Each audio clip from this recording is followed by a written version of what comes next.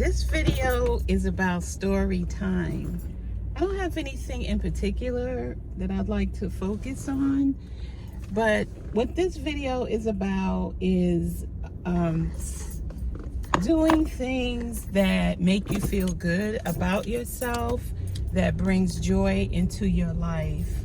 So I was recently reading a book called The Feminine Code, and I liked the book, and basically it was talking about all the ways that women should be in tune with their bodies and their lives and their joy and what brings them peace and happiness.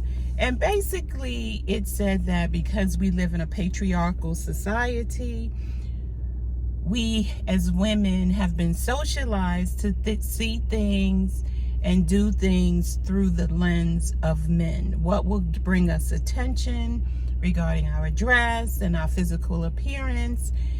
And then when we're dating, we're looking at that. We're compatible, and we are more likely than men to compromise and settle on what we're really looking for. We also stay longer than we should in relationships, though they say that 90% of women are the first to file for divorce.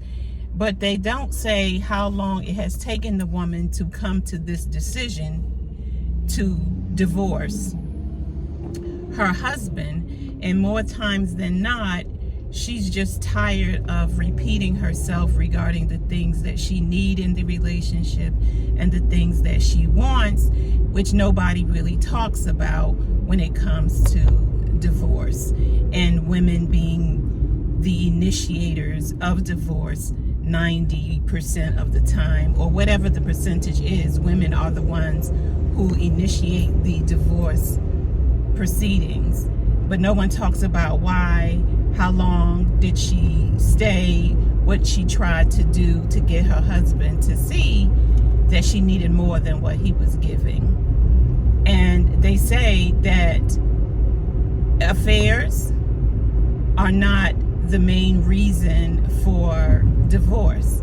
Extramarital affairs are not the main reason for divorce.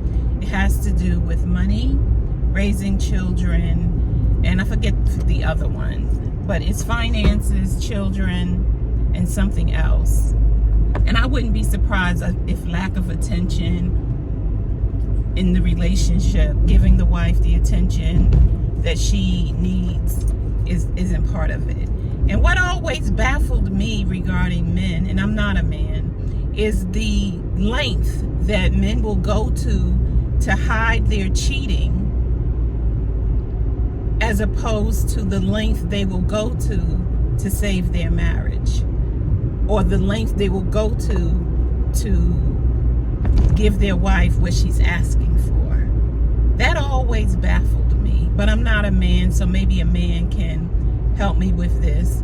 But I just don't understand why they would go through all matter of disguising and hiding their affair, but they won't do the same to keep their marriage together. I don't know. So yeah. So I did an earlier video. I'll try to put the link in the description about us as women focusing on men and the relationship, as opposed to putting the attention on ourselves and what brings us happiness outside of our relationship, be it mated, marriage, or situationship, or whatever you want to call it. What brings us happiness and joy, so that we're not getting everything or trying to get everything from one primary relationship. And here I speak about marriage. So trying to get everything from your husband, you can't. No one person can give you everything. So then it requires you to go back in time to think about what brought you joy when you were a young woman, when you were in your 20s and you were fit and fine and thought you had it going on, what did you do? For me, I play handball. I was born and raised in Harlem in New York City. So I played handball. I played racquetball when I graduated college and got a gym membership. I played handball, racquetball. I played tennis in college. I roller skated when I was in high school. I took dance classes.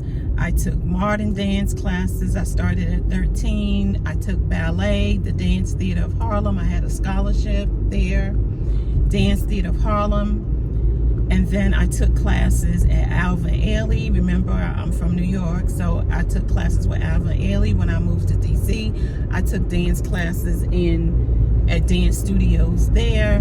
I was part of an African dance troupe.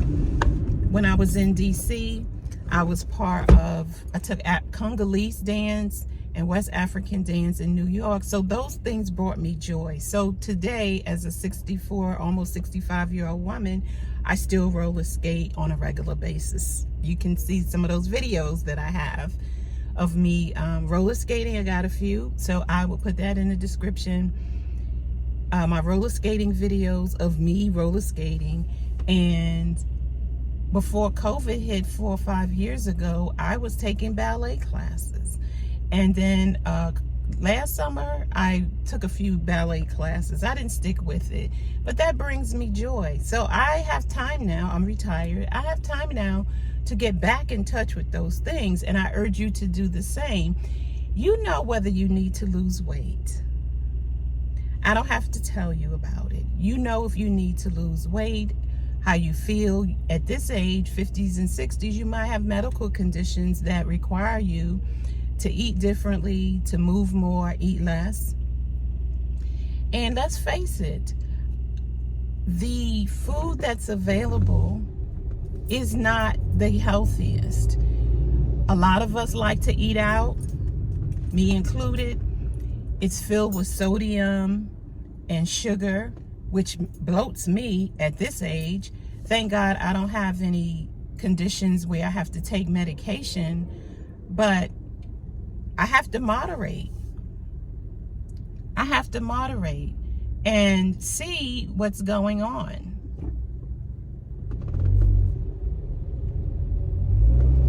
I have to moderate and see what's going on with me and regulate, to make sure that I stay drug-free. It just doesn't happen. I have to make sure I stay drug-free. Meaning medication, prescription medications and things of that nature, because I will be 65. I'm 5 years from 70. I can't believe it, but it's the truth. And who knows what is, down the line for me.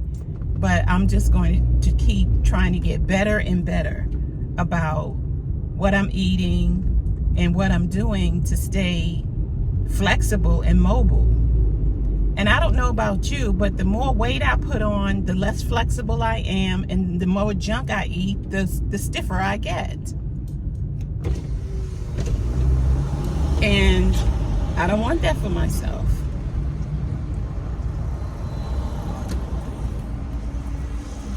I don't want that for myself, and neither do I want it for you. So think about the things that brought you happiness when you were a young woman, and see if you can get back into those things. And it doesn't even have to be physical things. It could be if you were a painter, or you